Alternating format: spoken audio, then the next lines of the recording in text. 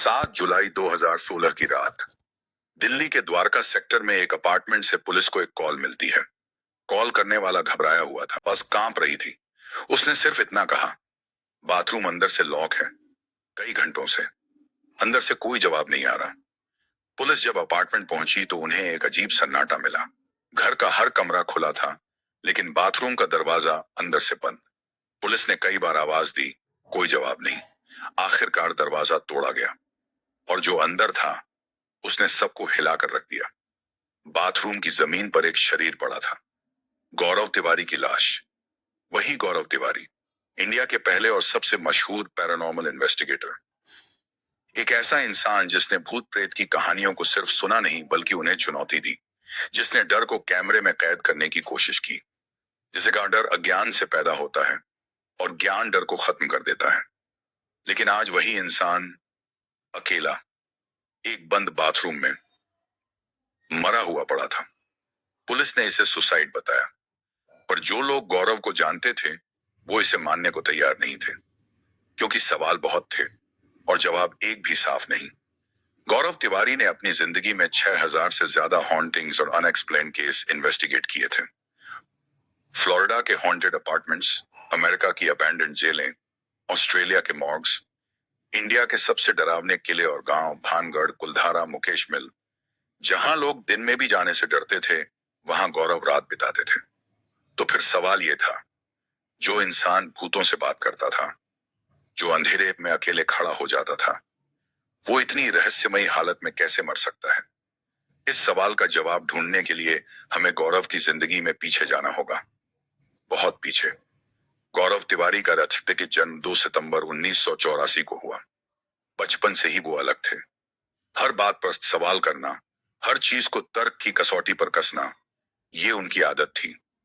उनके परिवार ने कभी उन पर धर्म या अंधविश्वास नहीं थोपा। इसी वजह से गौरव बड़े होकर स्केप्टिक बने। उनका मानना था, बादशाह, अगर कोई चीज दिख नहीं रही तो जरूरी नहीं कि वो है ही। लेकिन जिंदगी ने उन्हें कुछ ऐसा दिखाया जिसने उनकी सोच बदल दी। 21 साल की उम्र में गौरव फ्लोरिडा चले गए, कमर्शियल पायलट बनने का सपना लेकर। वहां वो अपने कुछ ट्रेनी दोस्तों के साथ एक शेयर्ड अपार्टमेंट में रहते थे। और यहीं से शुरू हुआ वो डर, जो धीरे धीरे उनकी जिंदगी में जहर घोलने लगा। शुरुआत छोटी थी, रात के सन्नाटे में पैरों की आवाजें, जबकि अपार्टमेंट में कोई चल ही नहीं रहा होता था। फिर कमरे में रखी चीजें अपने आप गिरने लगी, दरवाजे बिना हवा के हिलने लगे, और सबसे डरावनी बात, कमरे के बाहर से आती हंसी। वो हंसी इंसानी नहीं लगती थी, कभी धीमी, कभी तेज, और कई बार वही हंसी अचानक चीखों में बदल जाती थी। गौरव डरते नहीं थे, लेकिन परेशान जरूर हो गए थे। ये सब रोज होने लगा। नींद गायब हो गई, दिमाग हर वक्त भारी रहने लगा, और तभी गौरव ने पहली बार माना, इस अपार्टमेंट में कुछ है।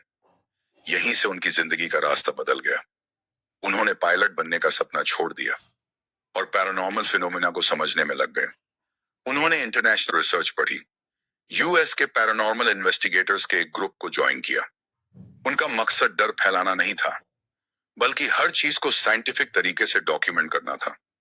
इसी ग्रुप के साथ गौरव ने पहली बार उन ताकतों का सामना किया जो इंसान को अंदर तक हिला देती हैं।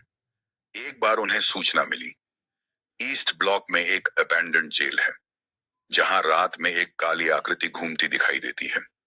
ऐसी आकृति जिसे देखकर यह तय नहीं होता कि वो जिंदा है या नहीं। गौरव उस जेल में पहुंचे, जबकि उनके पैर में चोट थी और वो बैसाखियों के सहारे चल रहे थे। जैसे ही उन्होंने जेल के अंदर कदम रखा, उन्हें एहसास हो गया वो अकेले नहीं हैं। उन्होंने थर्मल कैमरा ऑन, ऊर्जा किया और माहौल अंधेरे में बोलना शुरू किया, अगर यहां कोई है तो सामने आइए।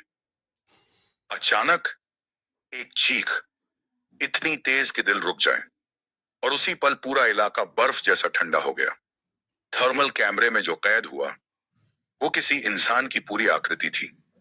काले कपड़े, सिर पर टोपी, और आंखों की जगह सिर्फ अंधेरा।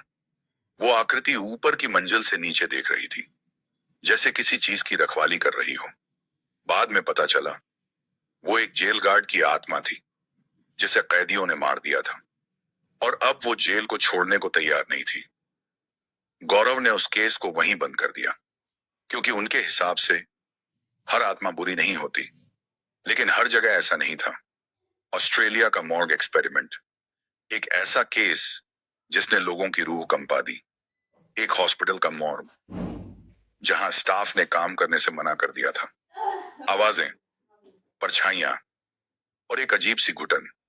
इन्वेस्टिगेशन का एक ही तरीका था, किसी को मॉर्ग के अंदर मृत शरीरों के बीच खुद को लॉक करना होगा।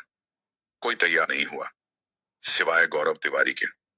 उन्होंने मुस्कुराकर कहा, नॉलेज कैंसल्स फियर। वो मेटल ट्रे पर लेटे, डोर बंद हुआ, अंधेरा, चारों तरफ लाशें। अंदर उन्होंने रिकॉर्डर ऑन किया, सवाल पूछे, मजाक भी किया। लेकिन बाहर आने के बाद जब रिकॉर्डिंग सुनी गई तो दो आवाजें थीं।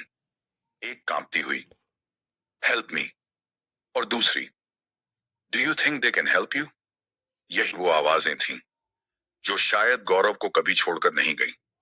2016 में गौरव की मौत के बाद उनके अपार्टमेंट में अजीब घटनाएं हुई। लाइट्स अपने आप जलना बुझना, दरवाजों का बंद होना, और एक रिकॉर्डर जो बिना किसी के छुए ऑन हो गया। और उसमें सिर्फ एक लाइन थी, मैं अकेला नहीं था। आज भी लोग बहस करते हैं, क्या गौरव की मौत एक हादसा थी, या वो आत्माएं जिनसे वो कभी भिड़े थे, उन्हीं में से कुछ उन्हें घर तक फॉलो कराई थी। सवाल आज भी जिंदा है, जवाब शायद कभी नहीं मिलेंगे, क्योंकि कुछ दरवाजे एक बार खुल जाएं तो फिर बंद नहीं होते।